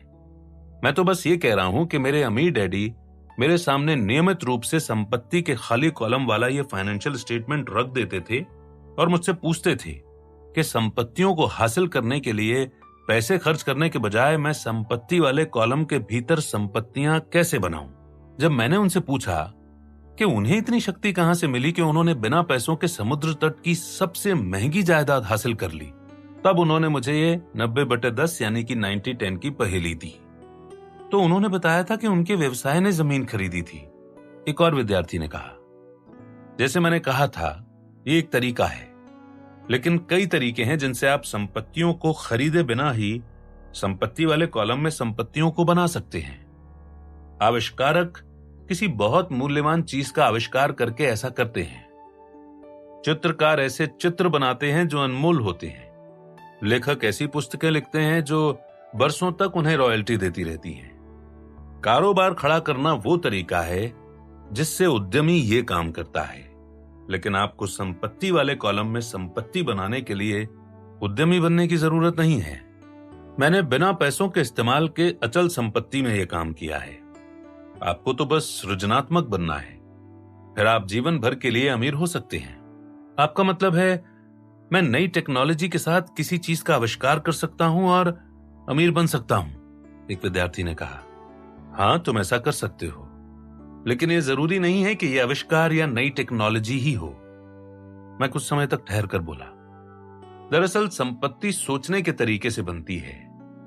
एक बार जब आपके पास सोचने का यह तरीका आ जाता है तो आप इतने ज्यादा अमीर बन जाएंगे कि जितना आपको सपने में भी संभव नहीं लगा होगा। आपका क्या मतलब है? इसका नया आविष्कार या टेक्नोलॉजी होना जरूरी नहीं है। ये और क्या हो सकता है? अपनी बात कहने की सबसे अच्छी कोशिश करते हुए मैंने पूछा, क्या आपको मेरी पुस्तक रिच डैड और पुअर डैड में कॉमिक बुक्स वाली कहानी याद है? हाँ, एक विद्यार्थी ने कहा, वो कहानी जिसमें आपने अमीर डैडी से तनख्वाह बढ़ाने को कहा था और उस समय आपके अमीर डैडी ने आपसे 10 सेंट प्रति घंटे की नौकरी ले ली थी और आपसे मुफ्त में काम करने को कहा था। उन्होंने 10 सेंट इसलिए वापस ले लिए थे क्योंकि वे नहीं चाहते थे कि आप अपना जीवन पैसे की खातिर काम करने में लगाएं। हाँ, वही कहानी। ये संपत्ति को खरीदे बिना संपत्ति वाले कॉलम में संपत्ति बनाने की कहानी है। विद्यार्थी शांति से कुछ समय तक मेरी बातों पर सोच विचार करते रहे। आखिरकार एक ने कहा, तो आपने पुरानी कॉमिक्स बुक लेकर उन्हें संपत्तियों में बदल दिया? मैंने अपना सिर हिलाया। मैंने पूछा, लेकिन क्या कॉमिक बुक संपत्तियां थीं? तब तक नहीं जब तक कि आपने उन्हें संपत्ति में नहीं बदला। एक और विद्यार्थी ने कहा, आपने एक ऐसी चीज ले ली जिसे कचरे में फेंका जा रहा था और उसे एक संपत्ति में बदल दिया। हाँ, लेकिन क्या कॉमिक बुक संपत्ति थी या वे कॉमिक बुक्स उस संपत्ति का हिस्सा थीं जिसे आप देख सकते थे? एक और विद्यार्थी बोल पड़ा, ओ, ये अदृश्य विचार प्रक्रिया थी जिसने कॉमिक बुक को लेकर संपत्ति में बदल दिया। विचार प्रक्रिया ही असल संपत्ति थी। मेरे अमीर डैडी ने इसे इसी तरह से देखा था। उन्होंने मुझे बताया कि उनकी शक्ति उनके सोचने की प्रक्रिया में थी। यह विचार प्रक्रिया वो थी जिसे वे अक्सर मजाक में इस तरह स्पष्ट करते थे, कचरे को पैसे में बदलो। उन्होंने ये भी कहा था, अधिकतर लोग इसका ठीक विपरीत करते हैं और पैसे को कचरे में बदल देते हैं, और इसीलिए 90/10 का नियम सही साबित होता है। वे पुराने जमाने के किमियागरों जैसे थे, एक विद्यार्थी ने कहा। वे किमियागर जो शीशे को सोने में बदलने के फॉर्मूले की तलाश करते थे। बिल्कुल सही, मैंने कहा। जो लोग पैसे के 90/10 वाले समूह में रहते हैं वे आधुनिक युग के किमियागर हैं। इकलौता फर्क यह है कि वे शून्य को संपत्तियों में बदलने में सक्षम होते हैं। उनकी शक्ति, उनकी ये योग्यता है कि वे विचार लेकर उन्हें संपत्तियों में बदल देते हैं। एक विद्यार्थी ने कहा, लेकिन जैसा आप कहते हैं, बेहतरीन विचार बहुत से लोगों के पास होते हैं, वे तो बस उन्हें संपत्तियों में बदल नहीं पाते हैं। मैंने अपना सिर हिलाया, और ये मेरे अमीर डैडी की जादुई शक्ति थी जो मैंने उस दिन समुद्र तट पर देखी थी। ये वो मानसिक शक्ति या वित्तीय बुद्धि थी जिसकी बदौलत उन्होंने इतनी महंगी जायदाद खरीदी, जबकि औसत निवेशक ये कहकर इससे दूर चला जाता, मैं इसका खर्च नहीं उठा सकता है। आप पैसे बनाने के लिए पैसे की जरूरत होती है। एक विद्यार्थी ने पूछा, उन्होंने आपको 90/10 की पहेली कितनी बार दी थी? बहुत बार, मैंने जवाब दिया। यह मेरे दिमाग की कसरत कराने का उनका तरीका था। अमीर डैडी अक्सर कहते थे कि हमारा दिमाग हमारी सबसे शक्तिशाली संपत्ति है, और अगर इसका अनुचित इस्तेमाल किया जाए तो ये हमारा सबसे शक्तिशाली दायित्व बन सकता है। विद्यार्थी मौन थे। मेरा मानना है कि वे अपने विचारों पर मनन कर रहे थे और उन पर सवाल कर रहे थे। आखिरकार जिस मूल विद्यार्थी ने हर साल $20,000 अलग रखने की योजना बनाई थी, वो बोला, तो इसलिए आपकी पुस्तक रिच डैड पुअर डैड में अमीर डैडी का एक सबक यह था कि अमीर लोग अपने पैसे का आविष्कार खुद करते हैं। मैंने अपना सिर हिलाया और बोला, और 6 सबकों में यह पहला सबक था कि अमीर लोग पैसे के लिए काम नहीं करते हैं। एक बार फिर युवा विद्यार्थियों में खामोशी छा गई। कुछ समय बाद एक विद्यार्थी बोला, यानी हम नौकरी पाने और संपत्तियां खरीदने के लिए पैसे बचाने की योजना बना रहे हैं, जबकि आपको सिखाया गया था कि आपका काम संपत्तियों को बनाना है। बहुत अच्छे तरीके से कहा, मैंने जवाब दिया। देखो, नौकरी औद्योगिक युग में शुरू हुई थी और 1989 से हम लोग सूचना युग में रह रहे हैं। आपका क्या मतलब है? नौकरी का विचार औद्योगिक युग का विचार है? एक विद्यार्थी ने चौंक कर पूछा। इंसानों के पास नौकरियां हमेशा रही हैं, है ना? नहीं, कम से कम उस मायने में तो नहीं जिसे हम आज नौकरी के रूप में जानते हैं।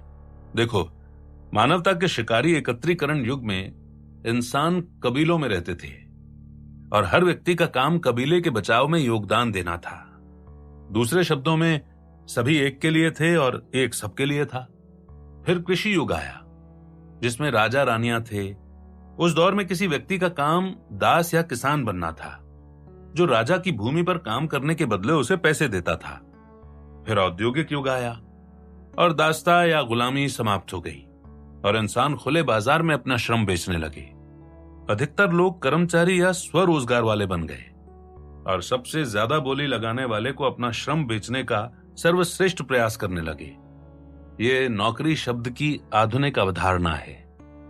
तो जब मैंने कहा कि मैं नौकरी खोजने जा रहा हूं और हर साल $20,000 अलग रखने जा रहा हूं, तो आपको ऐसे लगा कि यह औद्योगिक युग की सोच है। मैंने अपना सिर हामी में हिलाया। आज भी कृषि युग के लोग हैं जो किसान और पशुपालक के रूप में जाने जाते हैं। आज भी शिकारी एकत्रीकरण वाले लोग हैं, जैसे वाणिज्यिक मछुआरे। अधिकतर लोग औद्योगिक युग के विचारों के अनुरूप काम कर रहे हैं। इसलिए इतने सारे लोगों के पास नौकरियां हैं। एक विद्यार्थी ने पूछा, तो काम के बारे में सूचना युग का विचार क्या होगा? ऐसे लोग जो इसलिए काम नहीं करते क्योंकि उनके विचार काम कर रहे हैं।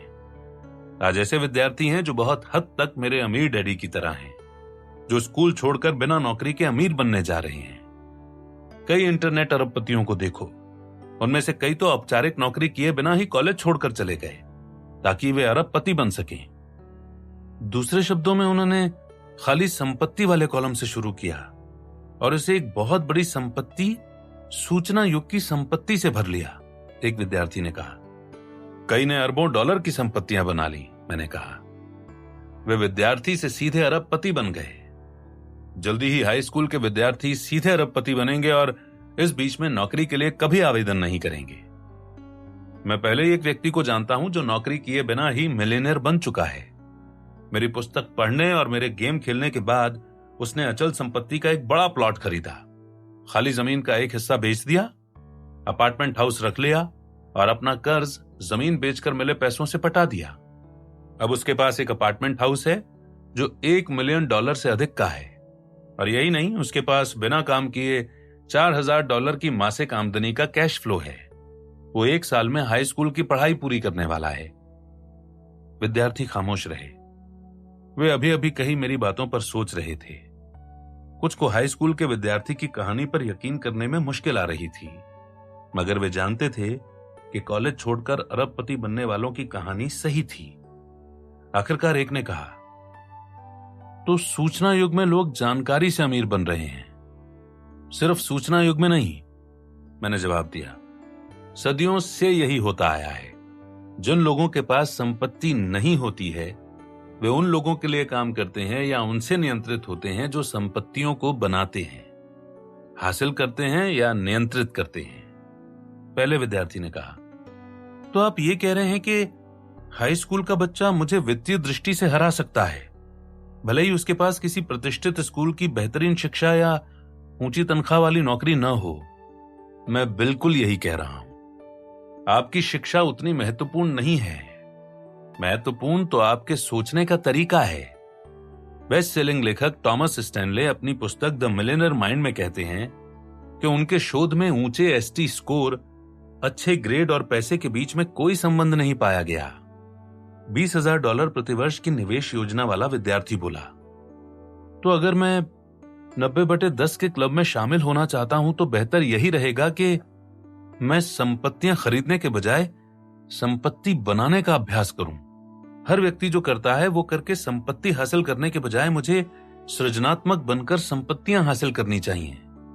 मैंने जवाब दिया, अरबपति हेनरी फोर्ड ने इसलिए कहा था, सोचना संसार का सबसे मुश्किल काम है, इसलिए बहुत कम लोग इसे करते हैं। इससे यह भी स्पष्ट होता है कि अगर आप वही करते हैं जो 90% निवेशक करते हैं तो आप उनके साथ मिलकर केवल 10% दौलत में हिस्सेदारी कर पाएंगे। या जैसा आइंस्टीन ने कहा था, कल्पना ज्ञान से अधिक महत्वपूर्ण होती है। एक और विद्यार्थी ने कहा, जब मैं एक अकाउंटेंट रख रहा था तब मेरे अमीर डैडी ने मुझे एक सलाह दी थी। उन्होंने कहा था कि जब मैं अकाउंटेंट का इंटरव्यू लूं तो उससे पूछूं कि 1 धन 1 यानी कि 1 + 1 कितने होते हैं। अगर अकाउंटेंट जवाब दे 3 तो उसे नौकरी पर मत रखो, वो चतुर नहीं है। अगर वो जवाब दे 2 तो उसे भी मत रखो क्योंकि वो पर्याप्त चतुर नहीं है। लेकिन अगर अकाउंटेंट जवाब देता है कि आप 1 धन 1 कितना कराना चाहते हैं, यानी कि 1 + 1 कितना कराना चाहते हैं, तो उसे तुरंत नौकरी पर रख लो। विद्यार्थी हंसने लगे और हम अपनी सामग्री समेटने लगे। एक विद्यार्थी ने पूछा, तो आप संपत्तियां बनाते हैं जो बाकी संपत्तियां और दायित्व खरीदती हैं, क्या ये सही है? मैंने हामी में सिर हिलाया। उसी विद्यार्थी ने पूछा, क्या आप दूसरी संपत्तियां खरीदने के लिए कभी पैसे का इस्तेमाल करते हैं? हाँ, लेकिन मैं दूसरी संपत्ति खरीदने के लिए अपनी बनाई संपत्ति से मिले पैसों का उपयोग करना पसंद करता हूं। मैंने जवाब दिया और अपना ब्रीफकेस उठा लिया। याद रखो, मैं पैसे के लिए काम करना पसंद नहीं करता। मैं तो ऐसी संपत्तियां बनाना चाहता हूं जो दूसरी संपत्तियां और दायित्व खरीदे। चीन के एक युवा विद्यार्थी ने बैग उठाने में मेरी मदद की और बोला, इसीलिए आप नेटवर्क मार्केटिंग की इतनी ज्यादा सलाह देते हैं। बहुत कम पैसों और कम जोखिम में इंसान अपने खाली समय में संपत्ति बना सकता है। मैंने अपना सिर हिलाया। एक ऐसी संपत्ति जिसे वे अपने बच्चों को हस्तांतरित कर सकते हैं, बशर्ते बच्चे चाहें। मेरे ख्याल से ऐसी ज्यादा कंपनियां नहीं हैं जो आपको अपनी नौकरी बच्चों को हस्तांतरित करने का अवसर देती हूं। यह संपत्ति की कसौटी है। क्या आप इसे अपने प्रियजनों को हस्तांतरित कर सकते हैं? मेरे डैडी ने, जिन्हें मैं अपना गरीब डैडी कहता हूं, सरकारी सीढ़ी पर चढ़ने के लिए कड़ी मेहनत की थी, लेकिन उन्हें नौकरी से नहीं निकाला जाता तब भी वे अपनी बरसों की कड़ी मेहनत वाली नौकरी अपने बच्चों को हस्तांतरित नहीं कर सकते थे। वैसे ये बात नहीं थी कि हम लोग उनकी नौकरी चाहते थे या उस नौकरी के योग्य थे। विद्यार्थियों ने मुझे कार तक छोड़ा। तो कड़ी मेहनत करने और संपत्तियां खरीदने के बजाय संपत्तियां बनाने के बारे में सोचो, $20,000 वाले विद्यार्थी ने कहा, बशर्ते आप 90/10 के क्लब में शामिल होना चाहते हो, मैंने जवाब दिया। इसलिए अमीर डैडी लगातार मेरी सृजनात्मकता को चुनौती देते थे कि मैं संपत्तियां खरीदे बिना संपत्ति वाले कॉलम में अलग अलग प्रकार की संपत्तियां कैसे बनाऊं। उन्होंने कहा था कि किसी संपत्ति को बनाने में कई वर्ष लगाना बेहतर है, बजाय इसके कि किसी दूसरे की संपत्ति बनाने के लिए पैसे की खातिर कड़ी मेहनत करने में जिंदगी गुजार दी जाए। जब मैं कार में चढ़ा तो $20,000 वाला विद्यार्थी फिर बोला, तो मुझे बस एक विचार लेना है, एक संपत्ति बनाना है, एक बड़ी संपत्ति जो मुझे अमीर बना दे। अगर मैं ऐसा कर लेता हूं तो मैं 90/10 की पहेली को सुलझा दूंगा और उन 10% निवेशकों में शामिल हो जाऊंगा जो 90% दौलत को नियंत्रित करते हैं।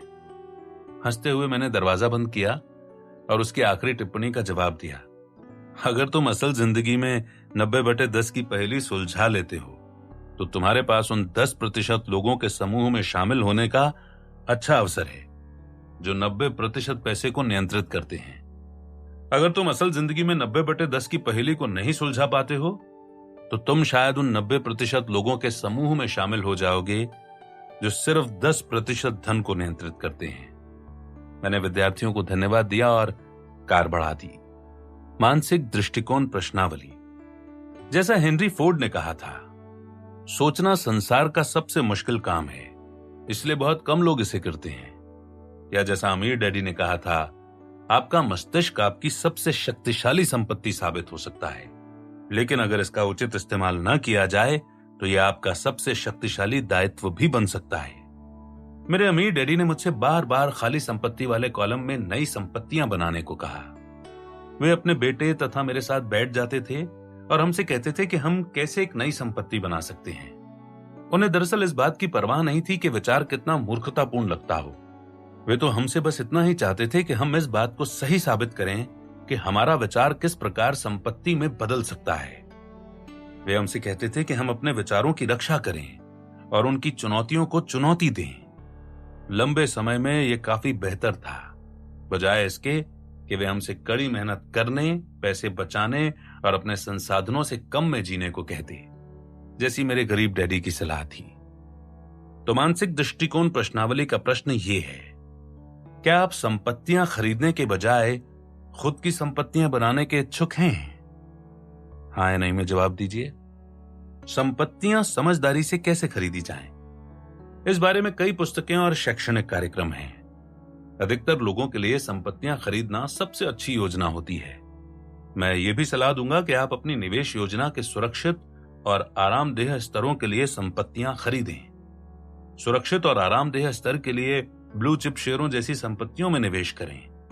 लेकिन अगर आप बहुत अमीर निवेशक बनने के सपने देखते हैं तो सवाल ये है, क्या आप किसी दूसरे की संपत्तियां खरीदने के बजाय अपनी खुद की संपत्तियां बनाने के इच्छुक हैं? अगर नहीं, तो जैसा मैंने कहा है कि इस बारे में कई पुस्तकें और शैक्षणिक कार्यक्रम हैं जो बताते हैं कि संपत्तियों को कैसे खरीदा जाए। यदि आप इस बात पर विचार करना चाहते हैं कि संपत्तियां कैसे बनाई जाएं, तो इस पुस्तक का बाकी हिस्सा मूल्यवान होगा, शायद अनमोल भी। ये इस बारे में है कि एक विचार को लेकर ऐसी संपत्ति में कैसे बदला जाए जो अन्य संपत्तियां हासिल करे। ये सिर्फ इस बारे में ही नहीं है कि संपत्ति वाले कॉलम में बहुत सा पैसा कैसे कमाया जाए। ये तो इस बारे में भी है कि संपत्ति से बनाए पैसे को कैसे कायम रखा जाए और उससे अधिक संपत्तियां तथा जीवन की विलासिताएं हासिल की जाएं। इससे यह उजागर होता है कि 10% लोग 90% धन कैसे हासिल करते हैं। इसलिए अगर इसमें आपकी रुचि है तो कृपया सुनते रहें। एक बार फिर 90/10 की पहेली ये है, आप पैसे खर्च किए बिना संपत्ति वाले कॉलम में कोई संपत्ति कैसे बना सकते हैं। अपने पैसे को कायम रखने का बुद्धिमत्तापूर्ण तरीका। मैंने 1977 यानी कि 1977 में nylon and Velcro surfer wallet का अपना पहला व्यवसाय बनाया। यह संपत्ति वाले कॉलम में एक बहुत बड़ी संपत्ति के रूप में बनाया गया था। समस्या यह थी कि जो संपत्ति बनी थी उसका आकार तो बड़ा था, लेकिन मेरी कारोबारी योग्यताएं छोटी थीं। इसलिए हालांकि मैं तकनीकी दृष्टि से 20 से 30 साल के बीच में मिलियनेयर बन गया था, लेकिन मैंने 20 से 30 के बीच में ही यह सब खो भी दिया। मैंने यही प्रक्रिया 3 साल बाद रॉक एंड रोल कारोबार में दोहराई। जब MTV शुरू हुआ तो हमारी छोटी सी कंपनी दीवानगी का लाभ उठाने के लिए आदर्श स्थिति में थी। एक बार फिर जिस संपत्ति को बनाया गया वो इसे बनाने वालों से ज्यादा बड़ी थी। हम किसी रॉकेट की तरह ऊपर गए और बिना ईंधन वाले रॉकेट की तरह ही नीचे आए। इसलिए बाकी की पुस्तक बड़ी संपत्तियां बनाने के प्रति समर्पित है, जिसमें पेशेवर योग्यता का आकार संपत्ति के आकार से मेल खाता हो। इसमें बताया गया है कि आप जो पैसा बनाते हैं उसे दूसरी, अक्सर अधिक सुरक्षित संपत्तियों में निवेशित करके अपने पास कैसे रखा जाए। जैसा अमीर डैडी ने कहा था, अगर आप अपने बनाए पैसों को सुरक्षित नहीं रख पाते हैं तो फिर बहुत सा पैसा बनाने का क्या फायदा। निवेश ही वो तरीका है जिससे समझदार लोग अपने पैसे को अपने पास रखते हैं। आप किस प्रकार के निवेशक बनना चाहते हैं? 90/10 की पहेली को सुलझाना। मेरे अमीर डैडी ने कहा था, कुछ निवेशक ऐसे होते हैं जो संपत्तियां खरीदते हैं और कुछ निवेशक ऐसे होते हैं जो संपत्तियां बनाते हैं। अगर तुम 90/10 की पहेली को सुलझाना चाहते हो तो तुम्हें दोनों प्रकार का निवेशक बनने की जरूरत है। प्रस्तावना में मैंने बताया था कि अमीर डैडी माइक और मेरे साथ समुद्र तट पर टहलते टहलते समुद्र तट के सामने की जायदाद का वो बहुत महंगा प्लॉट देख रहे थे, जिसे उन्होंने उसी समय खरीदा था। आपको याद होगा, मैंने अमीर डैडी से पूछा था कि वे जायदाद के इतने महंगे प्लॉट का खर्च कैसे उठा सकते थे, जबकि मेरे गरीब डैडी ऐसा नहीं कर सकते थे। अमीर डैडी का जवाब था, मैं भी इस जमीन को खरीदने का खर्च नहीं उठा सकता, लेकिन मेरा व्यवसाय कर सकता है। प्लॉट क्या, मुझे तो बस जमीन का एक टुकड़ा दिख रहा था जिसमें पुरानी लावारिस कारें थीं, एक जर्जर इमारत थी, बहुत सारी झाड़ियां थीं, मलबा कचरा था और प्लॉट के बीचों बीच बिकाऊ है का एक बड़ा साइन बोर्ड लगा था। 12 साल की उम्र में मुझे नहीं दिख रहा था कि इस जमीन पर किसी तरह का कोई व्यवसाय खड़ा हो सकता है, लेकिन मेरे अमीर डैडी को दिख रहा था। व्यवसाय उनके दिमाग में खड़ा हो रहा था। अपने दिमाग में व्यवसाय बनाने की योग्यता ही वो कारण थी जिसकी बदौलत वे आगे चलकर हवाई के सबसे अमीर लोगों में से एक बन गए। दूसरे शब्दों में, अमीर डैडी ने 90/10 की पहेली ऐसी संपत्तियां बनाकर सुलझाई जिन्होंने आगे चलकर दूसरी संपत्तियां खरीदी। ये सिर्फ अमीर डैडी की ही निवेश योजना नहीं थी, ये तो उन 10% लोगों में से अधिकतर की निवेश योजना है जो 90% पैसा बनाते हैं, अतीत में, वर्तमान में और भविष्य में। जिन लोगों ने रिच डैड पुअर डैड पढ़ी है उन्हें रे क्रॉक की कहानी याद होगी। उन्होंने मेरे मित्र की MBA क्लास में कहा था। उन्होंने मैकडॉनल्ड्स नामक जो कंपनी स्थापित की थी वो हैमबर्गर के कारोबार में नहीं है। उनका असल कारोबार तो अचल संपत्ति का कारोबार है। एक बार फिर फॉर्मूला ये है कि एक ऐसी संपत्ति बनाओ जो आगे चलकर दूसरी संपत्तियां खरीदे। इसी फॉर्मूले पर चलने की वजह से आज मैकडॉनल्ड्स संसार में सबसे महंगी अचल संपत्ति की मालिक है। ये सब योजना का हिस्सा नहीं है। इसीलिए अमीर डैडी ने मुझसे बार बार कहा था, जब वे जान गए कि मैं अमीर बनने के बारे में गंभीर हूं, अगर तुम 90/10 की पहेली सुलझाना चाहते हो तो तुम्हें दोनों प्रकार का निवेशक बनने की जरूरत है। तुम्हें यह जानना होगा कि संपत्तियां कैसे बनाई जाती हैं, साथ ही यह भी जानना होगा कि संपत्तियों को कैसे खरीदा जाता है। औसत निवेशक आमतौर पर इन दोनों प्रक्रियाओं के फर्क के बारे में जागरूक नहीं होता है और वो निवेश की दोनों में से किसी भी प्रक्रिया में अच्छा नहीं होता है। औसत निवेशक के पास आमतौर पर कोई लिखित योजना भी नहीं होती है। आपके विचारों से लाखों, शायद करोड़ों बनाना। इस पुस्तक के दूसरे भाग का ज्यादातर हिस्सा इस बारे में है कि लोग संपत्तियां कैसे बनाते हैं। अमीर डैडी ने मुझे यह प्रक्रिया सिखाने में घंटों लगाए थे कि कोई व्यक्ति कैसे विचार को व्यवसाय में बदल देता है, जो संपत्तियां उत्पन्न करता है जो दूसरी संपत्तियों को खरीदती हैं। ऐसे ही एक सबक के दौरान अमीर डैडी ने कहा था, कई लोगों के पास ऐसे विचार होते हैं जो उन्हें इतना अमीर बना सकते हैं जितना कि उन्होंने सपने में भी नहीं सोचा होगा। समस्या यह है कि अधिकतर लोगों को यह कभी नहीं सिखाया गया कि उनके विचारों के इर्द गिर्द व्यवसायिक तंत्र कैसे बनाया जाए। इसी वजह से उनके कई विचार कभी साकार नहीं हो पाते या अपने दम पर खड़े नहीं हो पाते। अगर तुम उन 10% में शामिल होना चाहते हो जो 90% पैसा कमाते हैं, तो तुम्हें यह जानने की जरूरत होगी कि अपने सृजनात्मक विचारों के इर्द गिर्द एक व्यवसायिक तंत्र कैसे बनाया जाए। इस पुस्तक के दूसरे भाग का अधिकतर हिस्सा उस बारे में है जिसे अमीर डैडी BI त्रिकोण कहते थे। यही वो मानसिक तंत्र है जो आपके वित्तीय विचारों को जीवन दे सकता है। ये BI त्रिकोण की शक्ति ही है जो विचार को लेकर संपत्ति में बदल देती है। अमीर डैडी अक्सर कहते थे, सबसे अमीर निवेशक सिर्फ यही नहीं जानते कि ऐसी संपत्तियां कैसे बनाई जाएं जो आगे चलकर दूसरी संपत्तियां खरीदें। उनके बहुत अमीर बनने का एक मुख्य कारण यह होता है कि वे अपने विचारों को करोड़ों और शायद अरबों डॉलर में भी बदलने का तरीका जानते हैं। हो सकता है कि औसत निवेशक के पास उत्कृष्ट विचार हों, लेकिन उनके पास अक्सर अपने विचारों को उन संपत्तियों में बदलने की योग्यताएं नहीं होती जो दूसरी संपत्तियां खरीदें। इस ऑडियो बुक का बाकी हिस्सा यही बताने के प्रति समर्पित है कि सामान्य लोग अपने विचारों को उन संपत्तियों में कैसे बदल सकते हैं जो दूसरी संपत्तियां खरीदें। आप ऐसा नहीं कर सकते।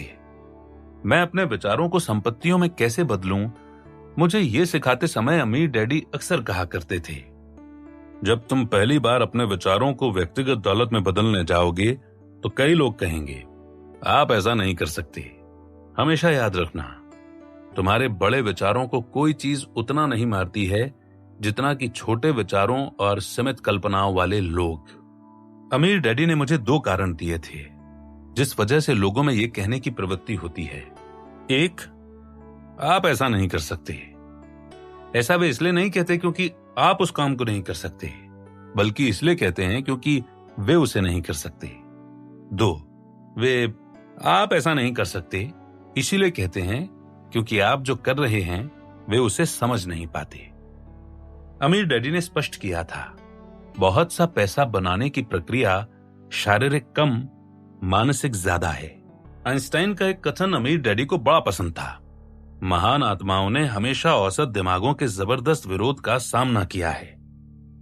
आइंस्टाइन के कथन पर टिप्पणी करते हुए अमीर डैडी ने कहा था, हम सभी के पास एक महान आत्मा भी है और एक औसत दिमाग भी है। अपने विचारों को मिलियन या बिलियन डॉलर की संपत्ति में बदलने में एक बड़ी चुनौती अक्सर यही होती है कि हमारी खुद की महान आत्मा और हमारे खुद के अक्सर औसत दिमाग के बीच में युद्ध होने लगता है। जब मैं BI त्रिकोण को समझाता हूं, जो कारोबारी विचारों को जीवन देने वाला व्यवसायिक तंत्र है और जिसे पुस्तक के इस खंड में स्पष्ट किया गया है, तो कुछ लोग इस बात पर बौखला जाते हैं कि BI त्रिकोण के कारगर होने के लिए कितने सारे ज्ञान की जरूरत होती है। ऐसा होने पर मैं उन्हें अक्सर उनकी महान आत्मा और औसत दिमाग के बीच के संघर्ष की याद दिलाता हूं। जब भी किसी व्यक्ति का औसत दिमाग उसकी महान आत्मा का विरोध करने लगता है, तो मैं उसे हमेशा वो बात याद दिलाता हूं जो मेरे अमीर डैडी ने मुझसे कही थी। उन्होंने कहा था, महान विचारों वाले लोग बहुत से होते हैं, लेकिन ढेर सारे पैसे वाले लोग बहुत कम होते हैं। 90-10 के नियम के सही साबित होने का एक कारण यह है कि अमीर बनने के लिए किसी महान विचार की जरूरत नहीं होती। अमीर बनने के लिए तो विचार के पीछे एक महान इंसान की जरूरत होती है। यदि आप अपने विचारों को दौलत में बदलना चाहते हैं तो आप में प्रबल जीवट और प्रबल विश्वास होना चाहिए।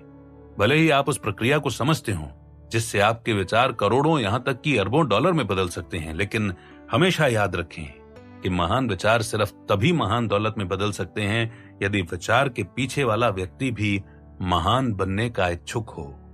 प्रगति करना प्रायः मुश्किल होता है जब आपके आसपास का हर व्यक्ति यही कह रहा हो, आप ये नहीं कर सकते। अपने आसपास के लोगों की शंका से मुकाबला करने के लिए आपका जीवट बहुत प्रबल होना चाहिए, लेकिन आपके जीवट को और भी शक्तिशाली तब होना चाहिए जब आप ही वो व्यक्ति हों जो खुद से कह रहे हो कि आप ये नहीं कर सकते। इसका यह मतलब नहीं है कि आपको अंधों की तरह नाक की सीध में चलते रहना चाहिए और अपने मित्रों या खुद की अच्छी बुरी राय नहीं सुननी चाहिए। उनके विचारों और राय को सुने, उनका इस्तेमाल भी करें, लेकिन तभी जब उनके विचार आपके विचारों से बेहतर हों। लेकिन इस पल मैं आपके सिर्फ विचारों या सलाह के बारे में ही बात नहीं कर रहा हूं। मैं आपसे जिस बारे में बात कर रहा हूं वो सिर्फ विचारों से अधिक है। मैं आपसे आपके जीवट और आगे बढ़ने की इच्छा के बारे में बात कर रहा हूं। भले ही आप शंका से भरे हों और भले ही आप अच्छे विचारों से दूर हों, कोई भी आपको यह नहीं बता सकता कि आप अपने जीवन में क्या कर सकते हैं या क्या नहीं कर सकते। ये सिर्फ आप ही तय कर सकते हैं। आपकी महानता अक्सर राह के अंत में पाई जाती है, और जब बात विचारों को पैसे में बदलने की आती है तो कई मौकों पर आप राह के अंत में पहुंच जाते हैं। राह का अंत वो जगह है जब आपके विचार खत्म हो जाते हैं, पैसा खत्म हो जाता है और आपका मन शंका से भर जाता है। अगर आप अपने भीतर आगे चलने का जीवट जगा सकते हैं तो आपको ये पता चल जाएगा कि अपने विचारों को महान संपत्तियों में बदलने के लिए दरअसल किस चीज की जरूरत होती है। किसी विचार को भारी दौलत में बदलना मानव मस्तिष्क का कम, मानव जीवट का मामला अधिक है। हर राह के अंत में उद्यमी को उसका जज्बा ही बचाता है। अपने उद्यमी जज्बे को खोजना और उसे शक्तिशाली बनाना उस विचार या व्यवसाय से अधिक महत्वपूर्ण है जिसे आप विकसित कर रहे हैं।